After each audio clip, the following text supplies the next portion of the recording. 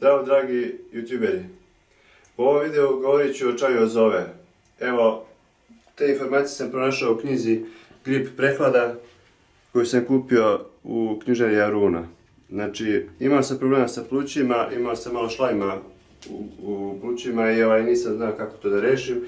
I evo ovdje sam pronašao, kaže, čaj od cvetova zove, koristi se u lečenju prehlade, bronhitisa, kašlja, gripa, početne upale pluća, jake kijavice, teškog disanja. Pomaže da se preznojite kod bilo kog oblika prehlade, gripa, što će znatno olakšati bolest. Ja sam to htio da proverim, znači na sebi, da vidim kako to deluje. Evo za nekoliko dana, hvala Bogu, meni je već pročistio se, možda samo još dan, dva da to pijem. Tako, znači, evo, vrlo lako se priprema. Znači, ovo su cvetovi zove. Znači, upotrebljava se jedna, kao za kafenu kaščicu, za jednu šolju. To stavim i prelijem, evo ovdje se već voda priprema. Sad će provri i prelijem sa vrelom vodom i popijem, znači, pije se jedna do dve šolje dnevno.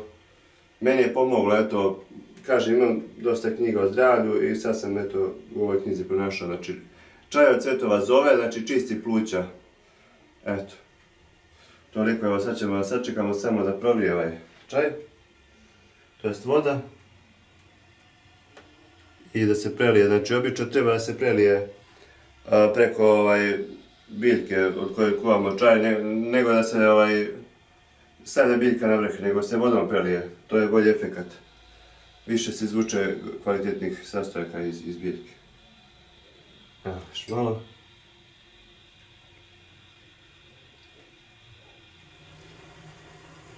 Evo, voda je provrela. Sad ću da sipam ovdje preko cvetova zove.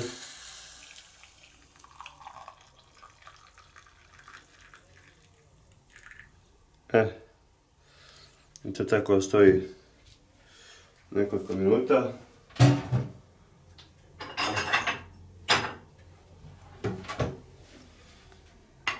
Poklopimo. Možda je bolje da se poklopi sa kartonom, ali evo ja sam ovako poklopio.